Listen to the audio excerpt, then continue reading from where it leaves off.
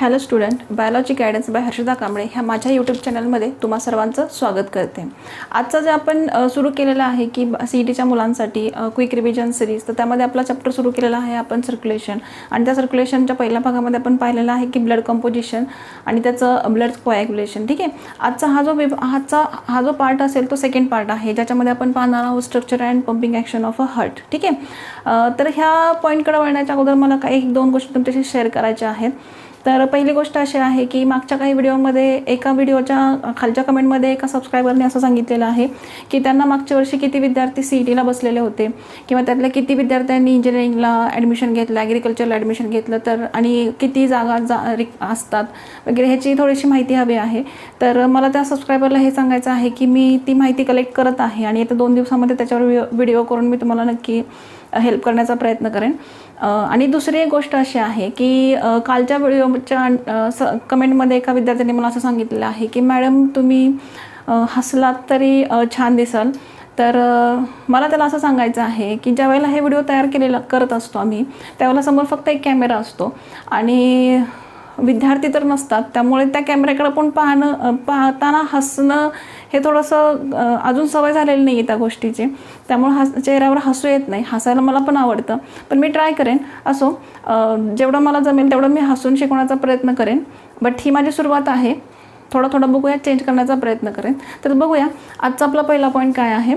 तर structure and pumping action of a heart. ठीक आहे, आता या पॉईंटमध्ये जर तुम्हाला पाहायचं असेल तर पहिला पॉईंट असेल, आता एक तर सर्वात महत्त्वाचं लक्षात घ्या की आपण थेरॉटिकल पाहत नाही, आपल्याला जस्ट हिंट पाहिजे आहे. त्यामुळे पुस्तकातलं ॲक्युरेट डायग्राम आपल्याला आता इथं फळ्यावर आल्याच पाहिजेत असं नाही आहे. आपल्याला फक्त त्या कुठल्या पार्टचं काय काम आहे आणि कुठल्या पार्टला काय नाव आहे हे डिटेलमध्ये स्टडी करायचं आहे. मग आता पहिल्यांदा स्ट्रक्चर असेल की आउटर स्ट्रक्चर असेल.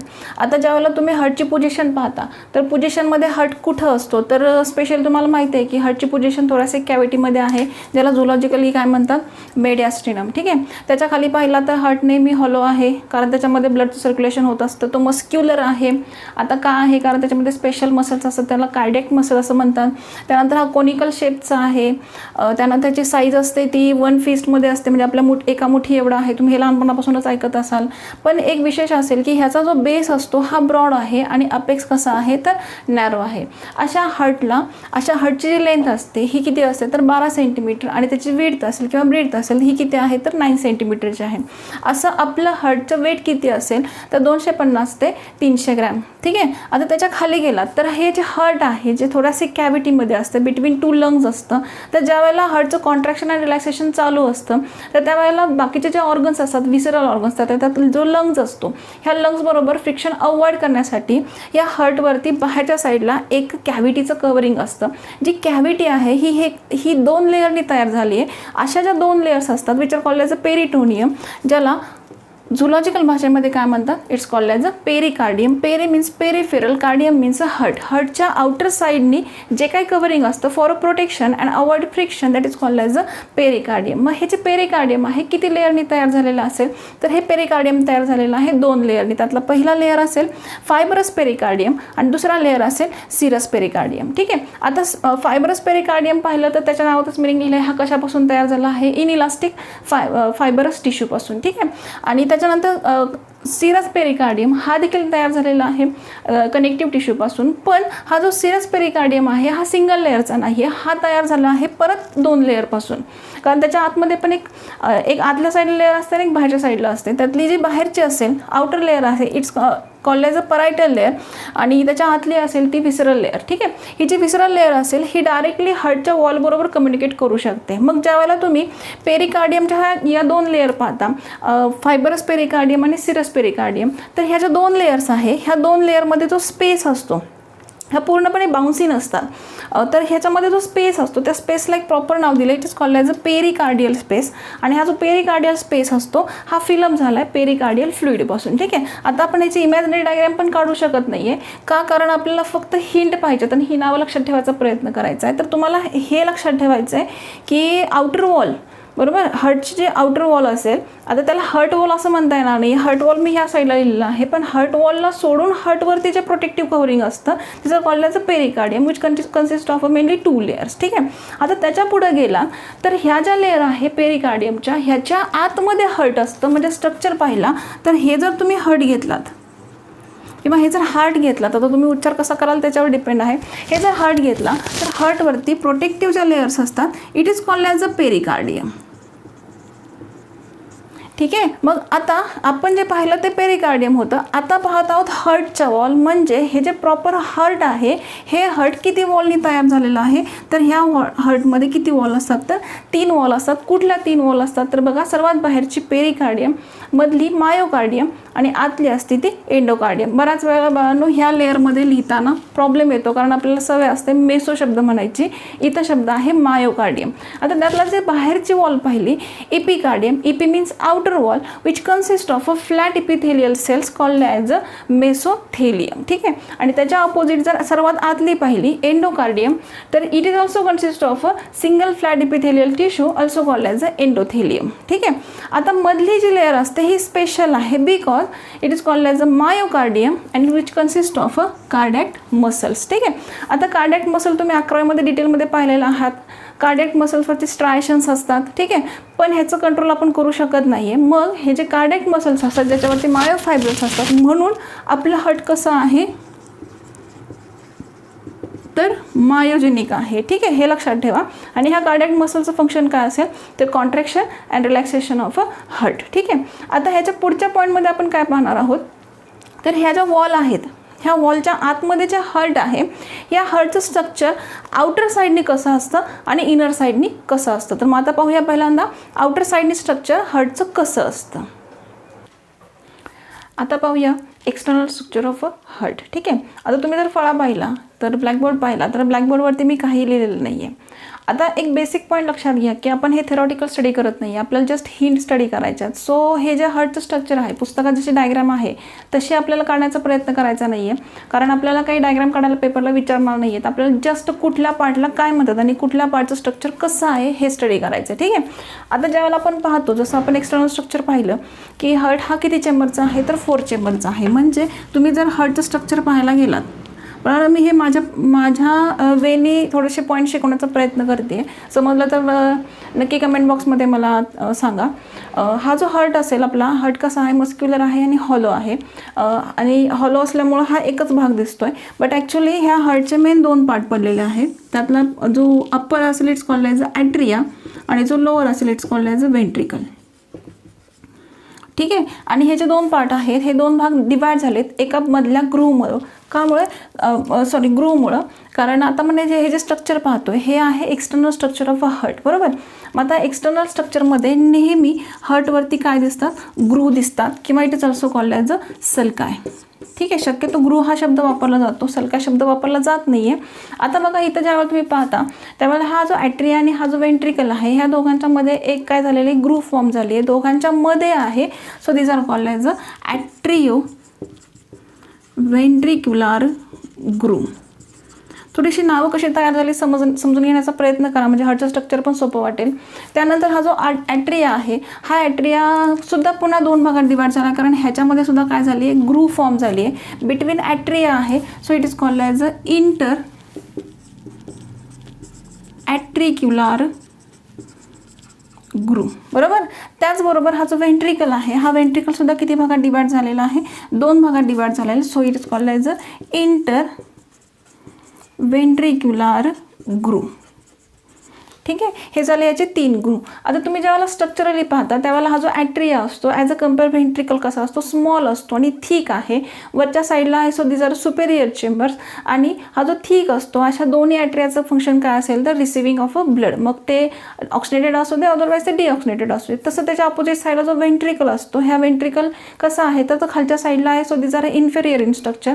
आतल्या ज्या वॉल असतात ह्या थिन असतात आणि याचं फंक्शन काय असेल तर डिस्ट्रीब्युशन ऑफ अ ब्लड. ठीक आहे. आता ज्यावेळेला तुम्ही हे 4 चेंबर पाहता त्यावेळेला हा जो ॲट्रिया असेल, वरचे जो 2 ॲट्रिया आहे जे 2 भागात डिवाइड झाले, त्यातला एक भाग लेफ्ट साईडला गेला, एक राईट साईडला गेला. सो हा साईड, ही साईड कुठली असेल, ही लेफ्ट ॲट्रिया असणार आहे आणि हे काय असणार आहे, लेफ्ट वेंट्रिकल असणार आहे. तर ह्याच्या अपोजिट साईडला हा भाग कुठला असणार आहे, राईट ॲट्रिया आणि हा असणार आहे राईट वेंट्रिकल.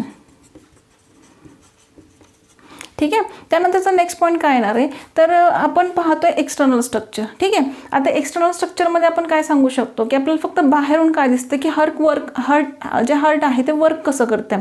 मग हार्टच्या वर्किंगमध्ये आपण काय सांगतो की हा जो राईट साईडचा पार्ट असेल, हा राईट साईडचा पार्ट काय करतो, तर ब्लड बॉडीकडचं डिऑक्सिनेटेड ब्लड असतं ते कॅरी करतो किंवा ते असेप्ट करतो आणि ते काय करतो, लंग्सकडे ट्रान्सफर करतो. आणि हे जे लेफ्ट साईडची भाग, हा जो लेफ्ट साईडचा भाग असतो हा काय करतो, लंग्सकडून काय करतो, म्हणजे इथे काय येणार आहे, इथे लंग्स येणार आहे समजा आणि या साईडला येणार आहे बॉडी.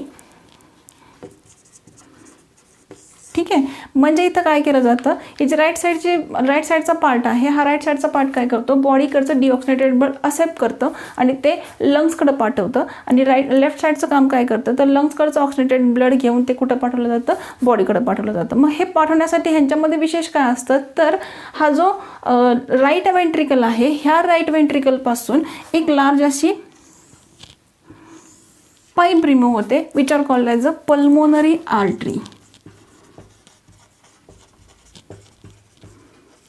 ठीक आहे. जी काय कॅरी करते, deoxygenated blood from body to lungs. ठीक आहे. आणि त्याच्या अपोजिट साईडला कुठली असेल, तर हा जो लेफ्ट वेंट्रिकल असेल, हा लेफ्ट वेंट्रिकल काय करतोय, जे काही ब्लड लंग्सकडून येणार आहे, हे लंग्सकडून आलेलं ब्लड कुठं पाठवायचं आहे, तर बॉडीकडे पाठवायचं. ते कुणातून पाठवलं जातं, सिस्टेमिक ॲवोर्टा. मग ह्या दोघांवरती तुम्हाला CETला प्रश्न विचारला जाऊ शकतो की हे दोघं जण काय फंक्शन करतात. त्यानंतरचा नेक्स्ट पॉईंट काय असेल, तर हे दोघं ज्यावेळेला एकमेकांना टच करतायत, हे दोघं एकमेकांना जे क्रॉस करतायत, मग ह्यांच्यामधलं फ्रिक्शन अवॉइड करण्यासाठी ह्या दोघांमध्ये काही लिगामेंट्स असतात, which are called as ligamentum arteriosum. बरोबर. ह्याच्यावर देखील CETला खूप वेळा प्रश्न पडलेला आहे की सिस्टेमिक अवोर्टा आणि पल्मोनरी आर्टरी ह्या दोघांच्यामध्ये कोण असतं, तर लिगामेंटम ॲट्रिओसम. आता त्याच्यानंतरचा नेक्स्ट पॉईंट काय येईल बघा, हे जे स्ट्रक्चर आहे हे तुम्हाला बाहेरून दिसणार आहे. मग बाहेरून ज्यावेळेला तुम्ही हा जो ग्रुप पाहता ॲट्रिओ वेंट्रिक्युलर ग्रुप, तर ह्या ग्रुपवरती तुम्हाला नंबर ऑफ आर्टरीज आणि व्हेन्स दिसतात. हे कुठल्या साईडने असणार आहे, तर आपण पाहतोय एक्सटर्नल स्ट्रक्चर. बरोबर. ह्या एक्सटर्नल स्ट्रक्चरमध्ये हा जो ॲट्रिओवेंट्रिकल ग्रुव आहे किंवा इंटरवेंट्रिक्युलर ग्रुव आहे किंवा ॲट्रिक्युलर ग्रुव आहे, ह्या ग्रुववरती तुम्हाला काय सापडणार आहे, नंबर ऑफ आर्टरीज आणि वेन्स सापडणार आहेत. मग ह्या बाहेरच्या साईडला आहे, so it's called as a coronary arteries and coronary veins. ठीक आहे. आणि ह्या दोन्ही पण ज्यावेळेला एकत्र येतात त्यावेळेला it's called as a coronary sinus और कोरोनरी सिनस. ठीक आहे. आता ह्याच्यामध्ये ह्या कोरोनरी आर्टरीज काय काम करतात, तर ह्या जे ऑक्सिनेटेड ब्लड असतं, म्हणजे ते carry the oxygenated blood to the heart. बरोबर. हर्टला काय करायचं आहे, जे ऑक्सिनेटेड ब्लड असेल ते हर्टपर्यंत पोचवायचं. आणि ह्या वेन्स काय करतात, तर हर्टकडचं जे डिऑक्सिनेटेड ब्लड आहे ते कलेक्ट करायचं. म्हणजे हे जे दोन कामं असतात हे कुठून करतात, तर हर्टच्या आउटर साईडला असतात, which are called as a coronary sinus. आणि ह्या कोरोनरी सिनसचं ओपनिंग कुठं असेल, तर राईट ॲट्रियामध्ये. ह्याचं ओपनिंग कुठं असेल, तर राईट ॲट्रियामध्ये. तुम्हाला ते इंटरनल स्ट्रक्चरमध्ये समजेलच. आता एक्सटर्नल स्ट्रक्चरमध्ये आणखीन एक पॉईंट काय सांगता येईल की हा जो राईट ॲट्रिया असतो, हा राईट ॲट्रिया लेफ्ट ॲट्रियापेक्षा स्लाइडली लार्जर असतो. ठीक आहे. हे झालं याचं एक्सटर्नल स्ट्रक्चर. बाळांनो, जमेल तसे पॉईंट लक्षात ठेवण्याचा प्रयत्न करा. लिगामेंटर ॲट्रिओसम. आता तुम्हाला ह्याचं स्ट्रक्चर कलरमध्ये जर कन्वर्ट करायचं असेल किंवा डायग्रामॅटिक कन्वर्ट करायचं असेल, किंवा जसं आपण सांगितलं की ॲट्रियाचं फंक्शन काय असेल की डिऑक्सिनेटेड ब्लड कॅरी करायचं body to lungs via pulmonary artery, आणि लेफ्ट साईडचं काम काय असेल तर carry the oxygenated blood from lungs to body via systemic aorta. बरोबर. मग हे जे असेल हे जिथून ब्लड आत येतं, मग तुम्ही इथे त्याला काय करू शकता, मग कुठून ब्लड आत येतं हे तुम्ही दाखवू शकता. मग याच्यामध्ये सिस्टमिक सुपेरियर आणि इन्फेरियर वेना केव्हा असेल, पल्मोनरी वेन्स असेल, हे तुम्ही दाखवू शकता. पण हे शक्यतो कुठे येणार आहे, इंटरनल स्ट्रक्चरमध्ये येणार आहे. तर इंटरनल स्ट्रक्चरमध्ये तुम्हाला ते माहीतच आहे. तर तुम्ही ह्याला हवं असेल तर तुम्ही ह्याला थोडंसं डेकोरेटिव्ह पण करू शकता. अदरवाईज तुम्हाला जसं हवं आहे तसं स्ट्रक्चर करू शकता. बट तुम्हाला फक्त हे बेसिक स्ट्रक्चर माहीत असलं पाहिजे की हार्टचं स्ट्रक्चर कसं असतं. तर मग आपण पुढच्या पॉईंटमध्ये काय पाहूया की हार्टचं इंटरनल स्ट्रक्चर कसं असतं. आता पाहूया next point, internal structure of a heart. ठीक आहे.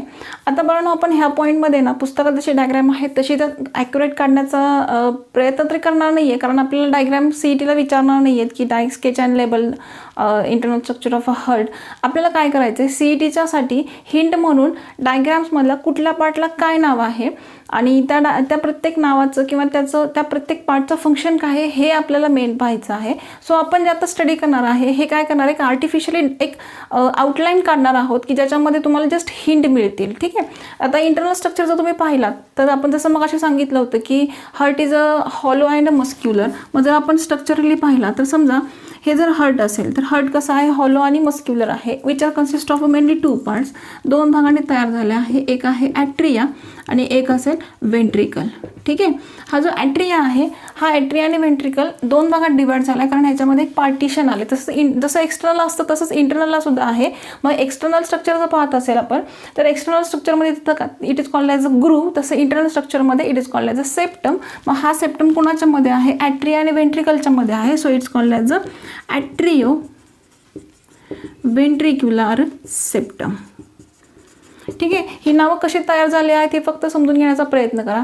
त्यानंतर सेम टू सेम एक्सटर्नल स्ट्रक्चरसारखं इंटरनल येणार आहे. हा जो ॲट्रिया आहे हा ॲट्रिया सुद्धा पुन्हा 2 भागात डिवाइड झालेला आहे. असा जो ॲट्रिया असतो हा आतल्या साईडनी थिक आहे, रिसिव्हिंगचं काम करतो, वरच्या साईडला आहे सो दिस आर सुपेरियर. आणि ह्या दोघांना वेगळा करणारा जो मधला पार्ट असतो it is called as a inter auricular septum. ठीक आहे. तसंच वेंट्रिकलमध्ये सुद्धा काय येणार आहे, इंटर वेंट्रिक्युलर सेप्टम. बरोबर. हे तुम्हाला ऑलरेडी सगळं माहिती आहे, पण जस्ट एक रिव्हिजन म्हणून लक्षात ठेवण्याचा प्रयत्न करा.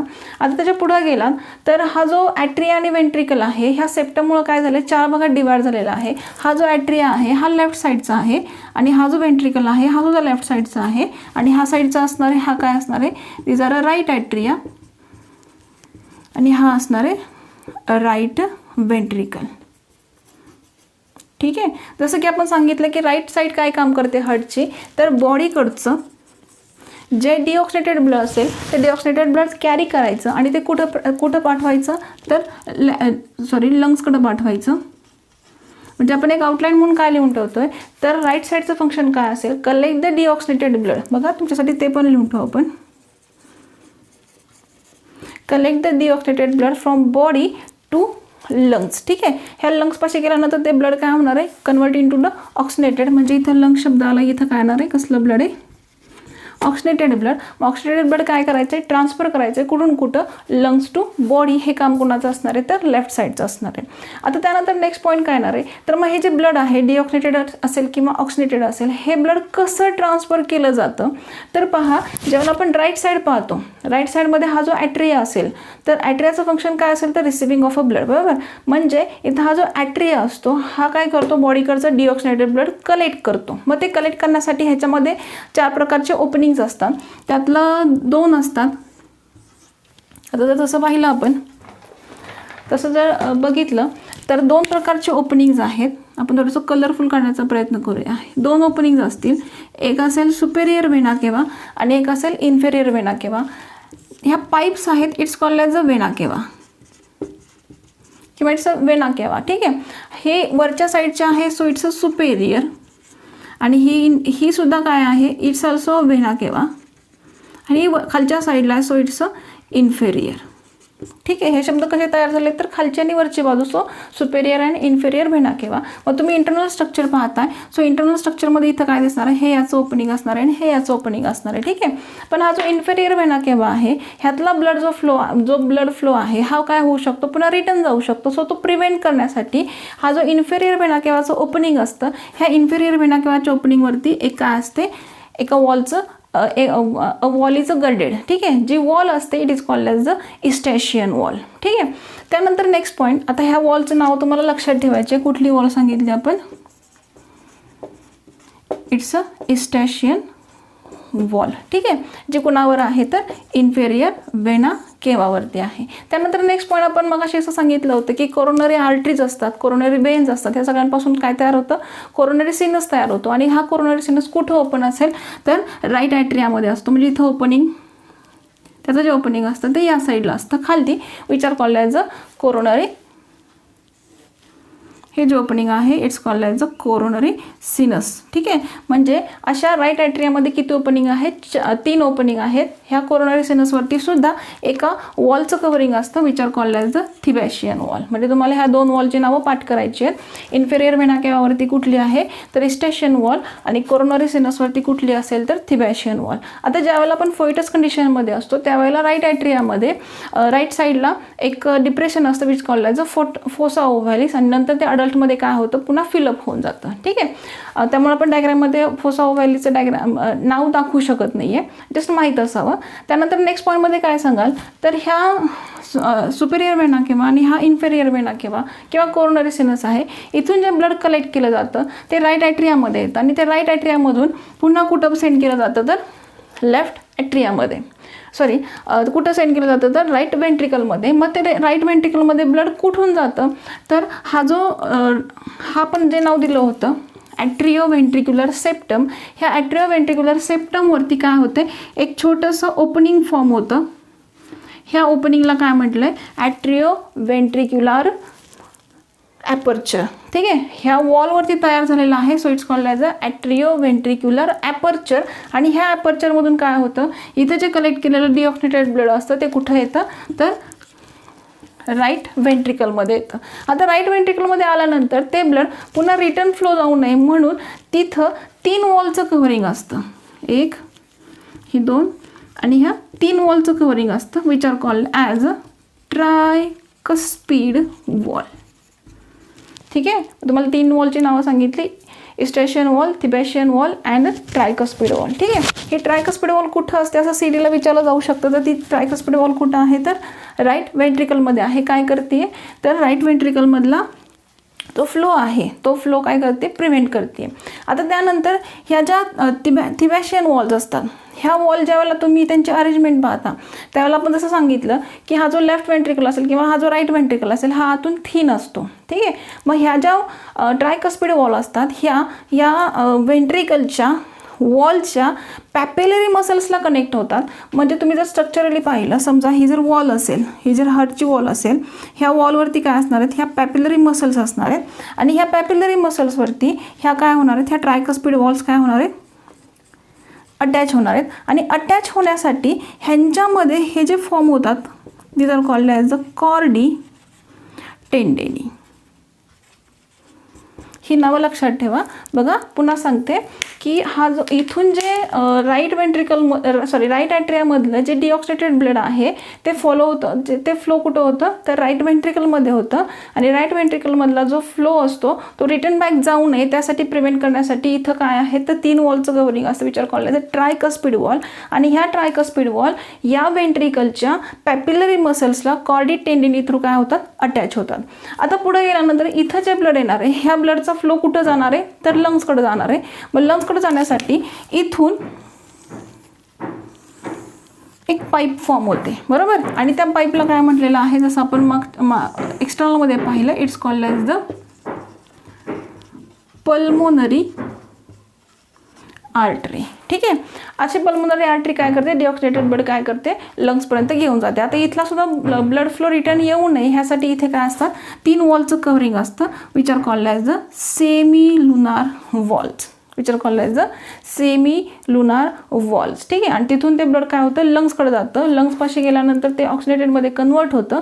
तिथून ते एंट्री करतं लेफ्ट ॲट्रियामध्ये. मग लेफ्ट ॲट्रियामध्ये एंट्री करण्यासाठी इथे 4 ओपनिंग्ज असतात. जे 4ही ओपनिंग कुणाचे असतात तर मला नाव लक्षात ठेवा. हे कुणाचं असतं तर इट्स अ पल्मोनरी व्हेन्स.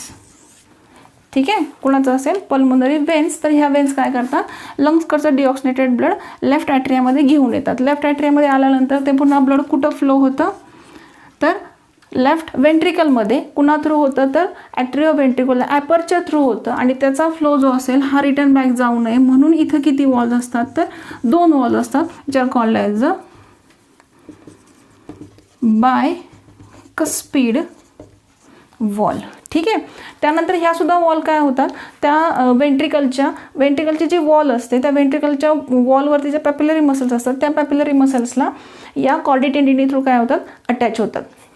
आता त्यानंतर लास्ट पॉईंट काय येईल, तर हे जे लेफ्ट वेंट्रिकल आहे, ह्या लेफ्ट वेंट्रिकलमधलं जे ऑक्सिनेटेड ब्लड असतं, हे ऑक्सिनेटेड ब्लड काय केलं जातं, बॉडीकडं कॅरी केलं जातं, ज्याच्या थ्रू केलं जातं it's called as a systemic अवोर्टा,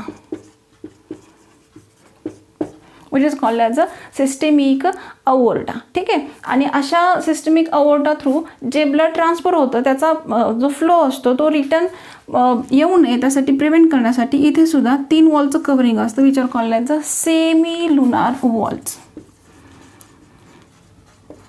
semi lunar walls. ठीक आहे. म्हणजे तुम्हाला कुठल्या कुठल्या वॉलची नावं लक्षात ठेवायची आहेत बघा, bicuspid valve, semi lunar valve, tricuspid valve, then eustachian valve and thebesian valve. ठीक आहे. ह्या वॉलची नावं लक्षात ठेवायची आहेत. सेप्टम कोणकोणते लक्षात ठेवायचे आहेत, इंटरॲट्रिक्युलर सेप्टम, ॲट्रिओव्हेंट्रिक्युलर सेप्टम अँड इंटरव्हेंट्रिक्युलर सेप्टम. ठीक आहे. त्यानंतर नेक्स्ट पॉईंट काय लक्षात ठेवायचं आहे, तर ब्लडचे एंट्री कुठून होते, राईट ॲट्रिया पाहिला तर त्याच्यामध्ये सुपिरियर वेना किंवा इन्फेरियर वेना किंवा कोरोनरी सिनस, आणि लेफ्ट ॲट्रिया पाहिला तर त्याच्यामध्ये येणार 4 ओपनिंग्स ऑफ पल्मोनरी वेन्स. ठीक आहे. तर बाळांनो ह्याच्यावरचे जे डायग्राम्स आहेत, ह्या डायग्राम्सवरचे जे क्वेश्चन्स आहेत ह्याच्यावरती बऱ्यापैकी तुम्हाला पेपरला क्वेश्चन्स विचारले जाऊ शकतात, तर थोडंसं केअरफुली ह्याचा अभ्यास करा. आपण जे आउटलाईन काढली आहे, आउटलाईनवरून तुम्हाला होप्सो ह्याचं स्ट्रक्चर बऱ्यापैकी रिवाइंड झालं असेल. आपल्याला ह्याची डायग्राम प्रॉपर पुस्तकातली पाहून काढायची नाही आहे. ठीक आहे. कारण पुस्तकातली काढायची म्हटलं की थोडंसं हे स्ट्रक्चर असेल त्याचं. आता त्याच्यानुसार तुम्हाला काय करायचं आहे, तर एक रिवाइंड म्हणून तुमच्यासमोर पुस्तक असणारच आहेत. हे पॉईंट्स आहेत ते पुस्तकात हायलाईट करून घ्या, एक रिव्हिजन म्हणून पहा. आणि व्हिडिओच्या शेवटी आपण काय करतोय, तर ह्याच्यावरचे जे काही CETला क्वेश्चन्स येऊन गेलेले आहेत आत्तापर्यंत त्याचा एक फ्लो चार्ट तयार करून दिलेला आहे. ते क्वेश्चन्स तुम्हाला सोडवून दिलेले आहेत, तर PPT फॉर्ममध्ये आहे, तर ते पाहण्याचा पहा.